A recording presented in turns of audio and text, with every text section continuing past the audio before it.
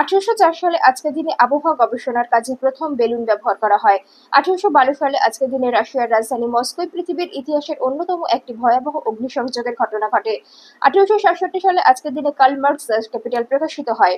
1917 সালে আজকের দিনে রাশিয়াকে রিপাবলিক ঘোষণা করা হয়।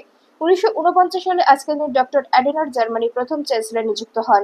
1959 সালে আজকের দিনে প্রথম মহাশূন্যযান সোভিয়েতের লুনিক 2 চাঁদে অবতরণ করে।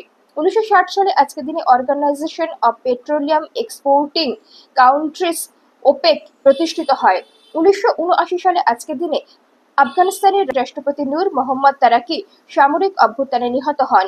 1982 সালে আজকের দিনে লেবাননের রাষ্ট্রপতি গামায়েল নিহত হন।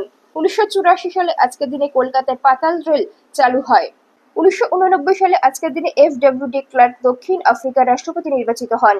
2000 সালে আজকের দিনে মাইক্রোসফট উইন্ডোজ এমি বাজারে আসে। 2003 সালে আজকের দিনে ইউরোপীয় ইউনিয়নে এস্তোনিয়ার অন্তর্ভুক্তি অনুমোদিত হয়।